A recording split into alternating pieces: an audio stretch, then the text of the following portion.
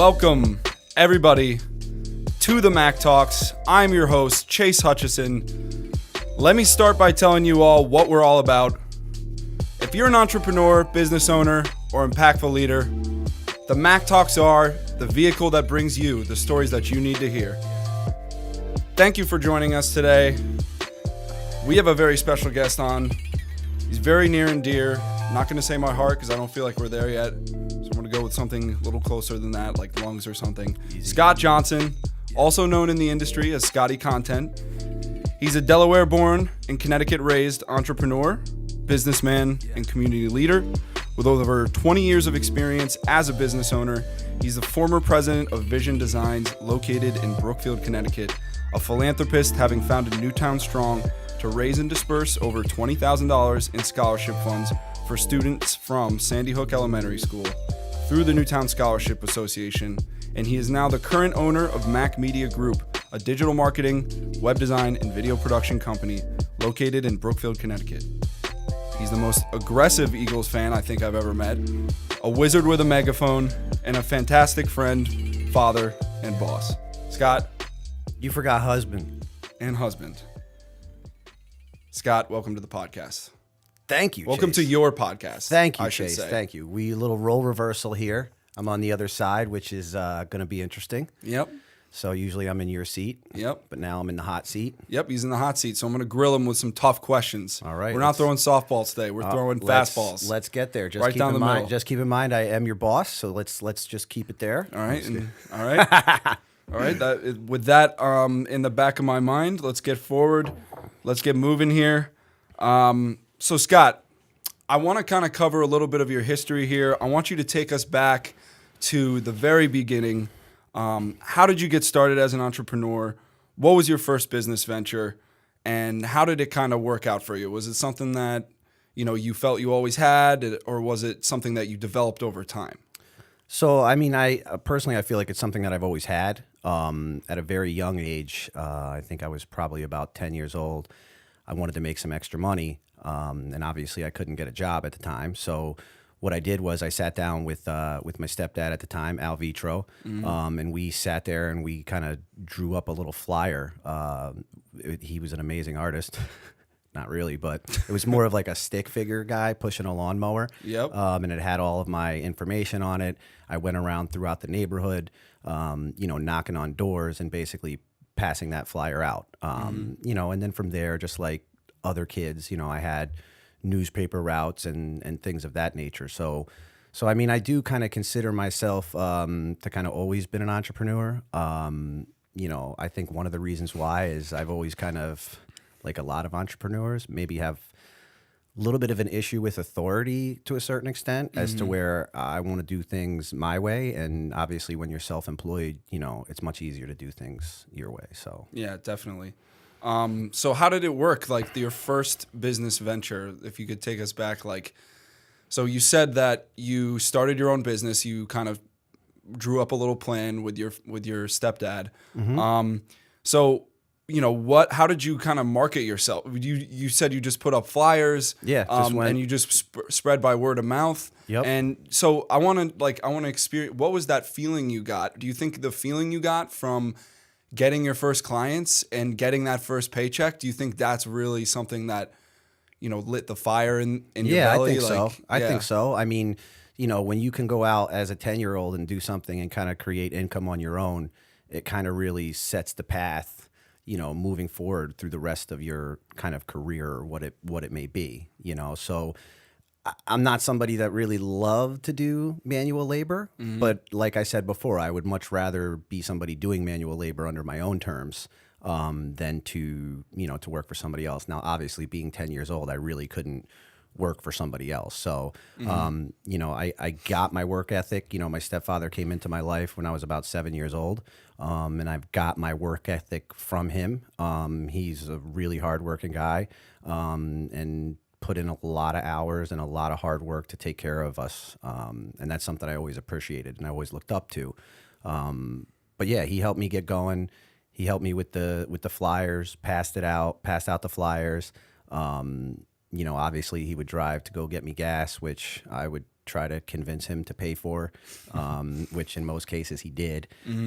So yeah, it was a cool little thing that I kind of did that kind of got me going, in the beginning. You know what I mean? So something that set you up for what we're doing today, what you've done in the past, Yeah. has definitely been a huge influence on you. Yep. So kind of in that same vein, besides your stepdad, who, we could definitely talk a little bit more about Yep. him and him as an inspiration to you. But I wanted to go into who have been your biggest inspirations. Did you always look up to somebody? You mentioned your stepdad, but moving forward, even as a grown man, owning your own business, were there people that you really looked at and said, that's what I want to do, that's who I want to be, or was this something you developed on your own? You just became. I think I kind of developed a little bit of it on my own. Definitely my stepfather was somebody that I definitely, like I said, that I looked up to because he was a hard worker, because he gave everything he had to his family. That's something that I truly, truly appreciated. So I looked up to him. And then, throughout the years, just different partners and stuff like that, people that had different skill sets that I had. I would look up to them to be able to try to learn those skill sets. And then another somebody that I consider a really, really close friend and a mentor, which we had on the show, Perry, which I'll let you say his last name because I'll butcher it. Perry Anastastakis. Yes, exactly. I'll give you. It's tough. It's yeah, not easy. it's a tough name. It's a tough Greek name for me names to are say, tough. and it's kind of funny because we're really close buds. But when I got to meet Perry, and I was pretty far within my career, but it's almost like a rejuvenation of what. The fire inside of me, as he would say, the fire in his belly. I moved to Bethel, and it's kind of a funny story. So at the time I owned Vision Designs. I moved to Bethel. I had a wrapped Tahoe at the time, and we used to order from Famous, quite often.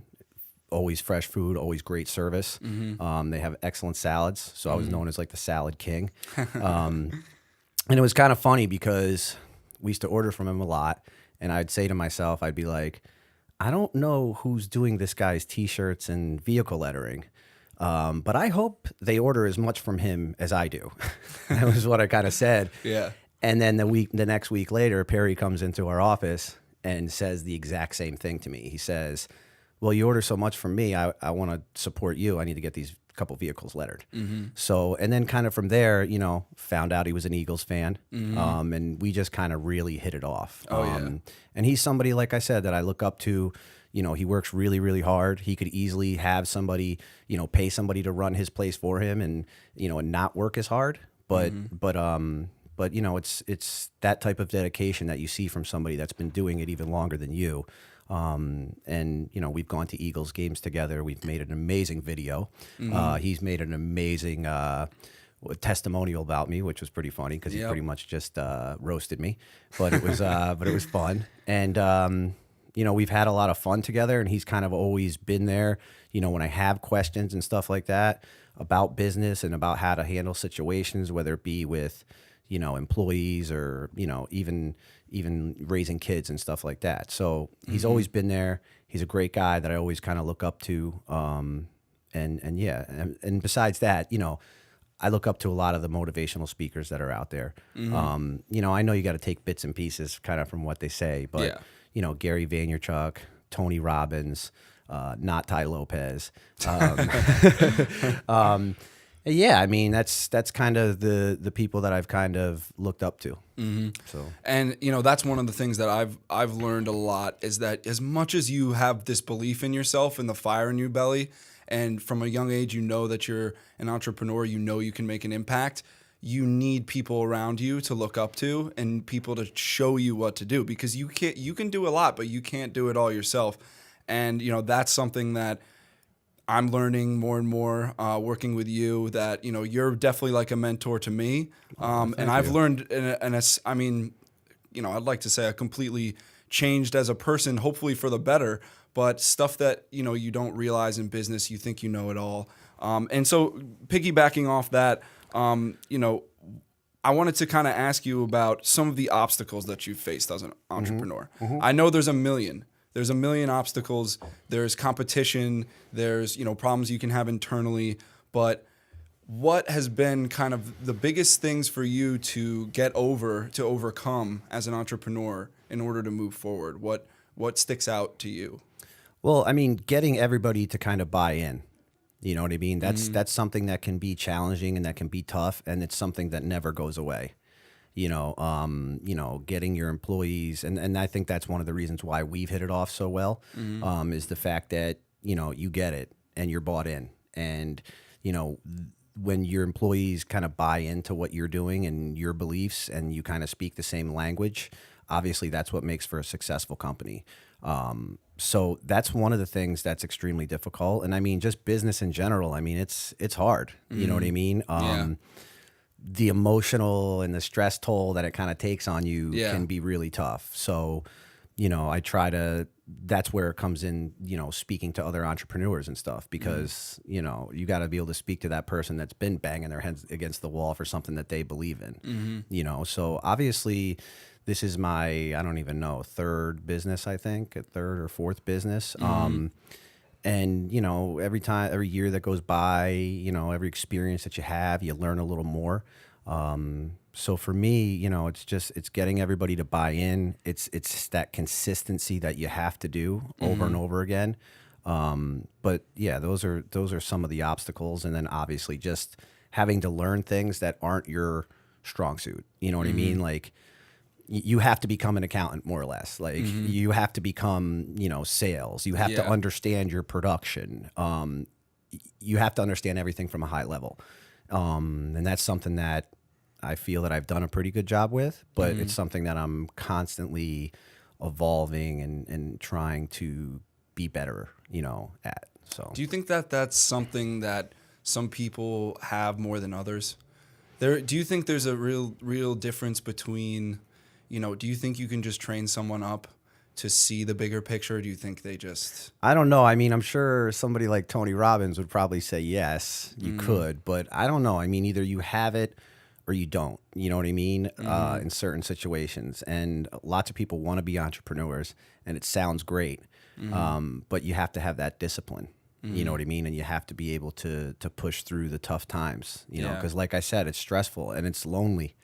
It's lonely because only really you kind of know. And that's what kind of another reason why we get along so well, because you sit right next to me, unfortunately for you. Yeah. Guy keeps asking for his own office. He ain't getting one. You sit right in front of me, so you get to kind of experience the ups and the downs, and, trying to stay even keeled and try not to let things, eat you up, because that's something that, business and entrepreneurship can do. You know what I mean? So you gotta be able to, push through those type of things.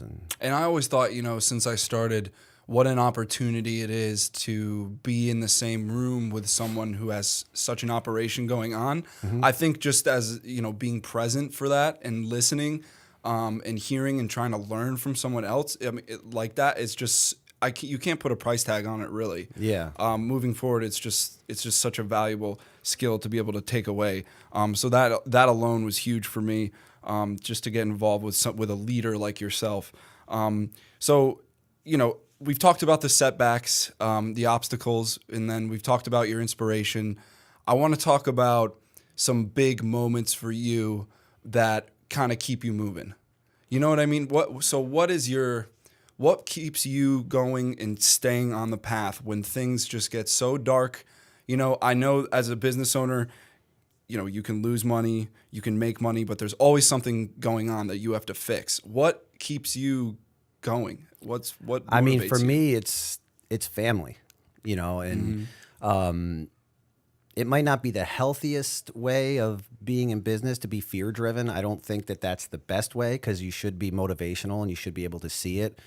But you got to have that fear in you that if you're not going to be there to, if you're not going to be there when that bell rings, someone else is, So that's kind of something that I've always, you have to outwork your competitors. You know what I mean? You have to put in the time and you have to really kind of grind away, Yeah. So I've always got that feeling that if I'm here working and somebody else is slacking off, I'm ahead. Yeah. You know what I mean? There's always been that in the back of my mind. I think Will Smith said it. So I listen to a lot of motivational speakers as well.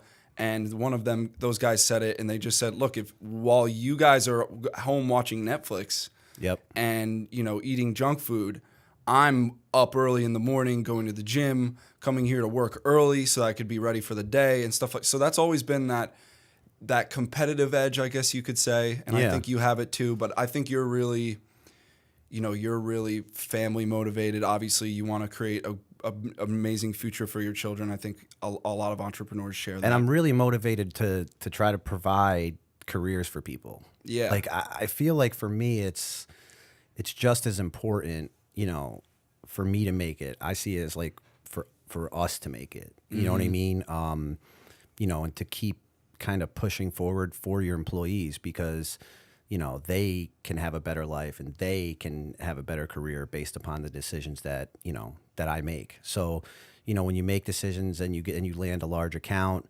it's just a great rewarding feeling that you can kind of almost, I don't want to say celebrate, but it gives you that motivation and it gives you that fuel to kind of keep going and to be able to get those wins with your employees kind of together and to have that kind of togetherness, I think is really important to me. Yeah, that's definitely a factor. And they say like the tide raises all ships. So when we're all doing, when one person does well, when we land something big, when we grow as a company, everybody grows. Yep. And that's huge. And for everybody to understand that and be on board with that is huge. So, all right. So the next portion that I want to cover is, I've heard this a bunch of times, but I want our audiences to hear the background of Mack Media.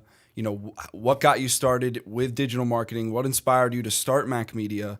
And just tell us a little bit about the beginnings, because I feel like our listeners haven't gotten enough of a background on us and what we do. The podcast is great; it's a great platform. But why don't you just tell us a little bit? About that? So I originally, the name of the company was Vision Graphics. Ran it for a few years on my own. Small company. I was doing everything all on my own. And then I met my Yellow Book sales rep at the time. His name was Dan Lombardo.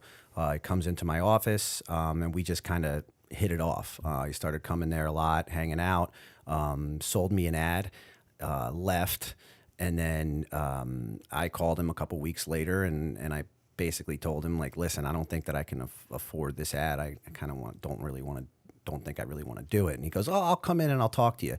So he came in and he talked to me and he actually sold me a bigger ad. And I give a lot of my sales, background that I have and stuff, I pay a lot of homage to him for teaching me a lot of the stuff that he did. So, we basically just really hit it off. And then from there, he said to me, go through the book, pick out some contacts. I'll help you out. I'll get you some leads. You know what I mean? So it's kind of funny. He would always be hanging out at the office and his friends would call, or his other coworkers that he was working with, or, with the Yellow Book would call. They'd be like, yeah, he's at the t-shirt guy's place. So, I went through a really kind of a rough divorce. And, I wasn't sure if I wanted to stay in business or not. And, it was kind of a crossroads for me. Mm-hmm. And, Dan came in and we spoke and he said, I've got a friend who also worked at the Yellow Book by the name of Tom Feely. And, we're looking to get involved in a business, because they have an entrepreneurial spirit to them. Mm-hmm. So we decided to kind of partner up. We changed the name to Vision Designs. Mm-hmm. And from there, like I said, I learned a lot from those guys because they had more of a corporate. I've always been kind of a quick talker and just, common sense, like street knowledge type stuff. You know what I mean? They had more of a corporate background training from the Yellow Book. Mm-hmm. So they came in, they implemented, a lot of the things that they had learned. And we were able to grow the company substantially based upon, bringing them aboard. We kind of hit a wall. So we needed to branch out and to grow our business. We were pretty much sucking up all the business within inside of the Danbury area. So what we needed to do was we need to branch out further to be able to, increase our revenue, because we were young guys and we wanted to scale and we wanted to grow the company. So at that time, that's when we already had a website, but what we did was we revamped our website. And then from there, we started doing some digital marketing. Now, we didn't really know anything about it. That's when people would call you about SEO. You would have no idea what they're talking about. We're like, what is this guy talking about? I think people are confused now. Imagine it 15 years ago. Yeah. You know what I mean? So different. So, we would go through all these different large companies, which will remain nameless. And we just really weren't getting results. And we were kind of going down this road over and over again. So what we decided to do was I said, you know what, I'm going to start Mack Media. And instead of paying those companies, I'm going to have an employee that's good at writing, and that we can kind of work together and learn this digital marketing industry. And then from there, we acquired another sign company as well called Bursco Signs. And then from there, what we were able to do was, start to understand digital marketing, and start to kind of really understand where we wanted to rank, the keywords we wanted to rank for, to be able to grow our business. So from there we started ranking, excuse me. From there we started ranking, in Stanford for channel letters, pylon signs. And the cool part about it was we actually had 2 websites because we bought the other company. So if you did a search for channel letters in Stanford, we would be 3 out of the 11 that showed up, which was great. And that's where they were located, Stanford? What's that? That's where Bursco Signs? No, they were actually located in Danbury. Okay.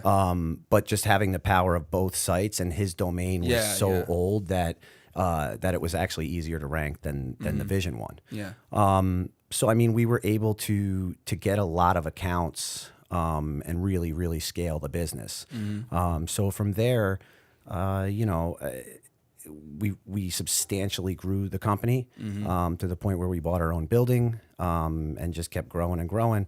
And then at that point, I really wanted to make a career change because I felt as though I figured something out, and we're in such the early stages of digital marketing. Yeah. Like, it feels like we've been doing this and searching on our phones for years, but in all actuality, and it has been years, but we feel like it's been going on forever, and it's not. I always like to say we're still in like the black and white TV bunny ear stages. Yeah. Because we really are. Like, and it's going to evolve very quickly into voice search and other things like that. So I sold, to Dan and Tom, and I started going at Mack Media, full time. So I stayed in the same building. All my clients that would come in, I would talk to them. We started bringing in some of those clients, building websites, doing some marketing for them.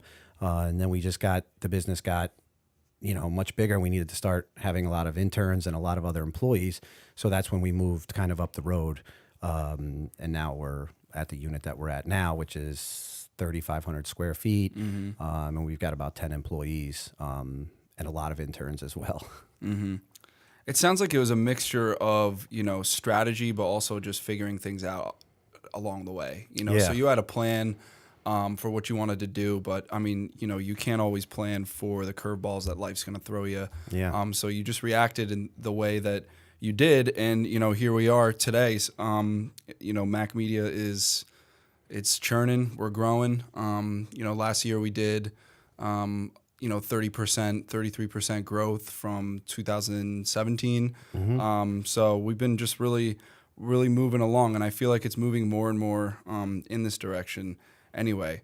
Yeah, and I know that I'm driving the ship, but everybody here, our whole team that we have in place, Sam, Shayna, yourself, Julio, Brandon, Amanda, like everybody here they're bought in, and they feel like it's something that they want to be a part of. And I hope that that's the message that I send, You know what I mean? Like I said, I can be stressful at times, but ultimately, you know, I want what's best for my employees. I want to be able to grow this thing for all of us and be able to look back. And, you know, although we've done great, we have a long ways to go. Yep. You know, and I don't foresee, you know, as like I crossed the finish line or anything like that. Like you got to keep grinding and you got to keep hustling. And I feel that, you know, that's what we all do. So. All right, great. Well, I feel like we covered a lot. You know, your background, your history. I'm going to kind of bring it to a close now. I was going to see if Kev, the intern, had a little question for us here. For a question for Scott. You want to come over? Sure, why not? I was wondering. Get up on that mic there, Kev. Get up on the mic. I was wondering. Yeah. As a busy person you are, how do you take, you know, mental breaks? Do you take mental breaks? Well, It's a good question. yeah, I mean, honestly, Thanks, Kev. one of our clients, it's a great question, Kev. One of our clients, you know, is Jeremy Richmond from the AVL Foundation. And I've been learning a lot from their organization and the events that they kind of put on. So one of the things that I've really been trying to do a lot lately is meditate, because I feel as though that is really important, you know. So I just keep grinding away at it, just keep, you know, not giving up on it. You know, I have the type of brain that's really hard to shut down. Like even when I'm sleeping, I'm still churning. Yeah. Another thing I like to do is exercise. You know, I exercise a lot because I have to be able to get that out. Yeah, definitely. You know, and I've got a great support system. You know, I talk to my kids about my struggles, you know, and they kind of cheer me on as well. Yeah. Just so they can kind of see what I go through. My wife Carla has always been there for me throughout this process. And she's always been, you know, a strong support system for me. Same thing with my mom. You know, so for me, you know, trying to turn it off is important. You know, we go, you know, we go on vacation, not often, but, you know, we try to get away on the weekends and stuff like that. But yeah, I would say, you know, exercise is key. You know, trying to relax, understanding that everything can't go your way. Those are some of the toughest things to be able to kind of do. And those are the reasons why you have to try to shut down. Yeah. So, And I think having your own side passions are important, even if it's just being a huge Eagles fan. Yeah. And following that franchise. Yeah. And just being like, I mean, you're the biggest Eagles fan I've ever met. And you let everybody know it up front. You get see all damn the right. Eagles gear in the studio. It's just so that's definitely something as well. Like sports, you know, like when I go to sporting events, you know, I'm locked in. Yeah. You know what I mean? And honestly, going to Eagles games with Perry or going to Eagles games with my family, that's something that's just that takes a lot off because, you know, you just can kind of cut loose. And heckle Giant fans mainly. You know, that's generally the best thing to do. You know, when you start chanting Turnpike North at Giant fans, you know, when you're when you're down at the link. But yeah, like, you know, sports, different things like that, exercise, you know, it's hard because you got to squeeze the time in, but, you know, and also watching my kids, you know, but grow you need to have that, you know. Yeah. I mean, and I say it all the time. Like I say Scott's brain is sometimes like a faucet, and it doesn't have an off button, so it needs to go somewhere. It needs to be channeled. I think all of us struggle with that in a way. I think it's especially true in your case because you're an entrepreneur and you have so much going on. But yeah, I always say, you know, that's something that is as important as the work that you do because that's what's going to get you up in the morning that next day feeling good, refreshed, like you're ready to take it on, rather than just being beat down. Yeah, so. And honestly, this podcast too is another one. You know, because when I can talk to other entrepreneurs and I can hear their stories and I can hear the things that they're doing, it just rejuvenates me. You know what I mean? Like it's awesome. Like obviously there's no real money in doing a podcast. You know, it's not like we're making money off of this. We're actually spending money. But I feel as though it's almost kind of like a therapy for me to a certain extent. You know what I mean? this is our, I think it's our 8th or 7th or 8th episode. We have these guests come in and they're great and they're inspiring, and to be able to hear other people, talk about their story is something that helps me keep pushing forward. So. There's always something to take away from these. I find, every session we have is... Yeah, and I hope we're providing value to people that are out there. I know that we're still kind of growing our base and stuff like that, but I really enjoy it, and I think we're going to get better and better at it. We have some great guests that are coming up in the future. We've got a portable mic now, just in case we ever want to take it to the streets. Mm-hmm. I'm excited. I think it's gonna be fun. So much more to come from the Mack Talks. We are, as Scott said, we're going to be hitting the streets. We're going to be going to some events. We're thinking about doing maybe some vlogs, some mobile podcasts where we're going to set up, interview people on the spot, and that's going to be a lot of fun. I'm looking forward to that. Yeah. So Scott, thanks for coming on to your show. Hey, no problem. In our studio. It was so easy office. to get you. I had to ask you. It was actually just had to nag me to move over 5 feet over to this table from my desk. So. I had to ask you. Thanks to for get up. having me, guys. Awesome. I appreciate it. All right, so I'm going to close this out here with a little bit of information about Scott and then about Mack Media and the Mack Talks. So for all of our listeners, if you like our content, please feel free to leave us a review on iTunes, subscribe to our YouTube channel, and like us on Facebook. Also, you can find us on Instagram. That's at Mack Talks, at MACK Talks. Scott, he's on Instagram as well. You can give him a follow. His tag is at Scotty_content_. That's at Scotty_content_. If you want to find more information about Mack Media, we're a web design, digital marketing, video production company here in Connecticut. You could visit our website. That's www.mackmediagroup.com. That's MACKmediagroup.com. We're also on Instagram and Facebook. That's at Mack Media Group, MACK Media Group. So you can find us on those outlets. Follow, give share. your handle. Give your handle as well. My handle, if you want to follow me on Instagram, my handle is at Chase Zach Morris _ no at not, Zach Morris no _ saved by the bellin. Sorry, go ahead. I apologize. I had to get a little roast in there. Sorry. I'm kind of resemble. Yeah, a little bit. You don't have the jeans on, but Chase _Hutchison _ that's at CHASE _ HUTCHISON _ and that's on Instagram. So give me a follow. I only have like 280. Yeah. All right. Let's close it out. Thanks, folks. Thanks, everybody, for tuning in. Thank you, Chase. I appreciate you having me. Thank you very much, Scott, for coming on. All right. That's it. That's a wrap.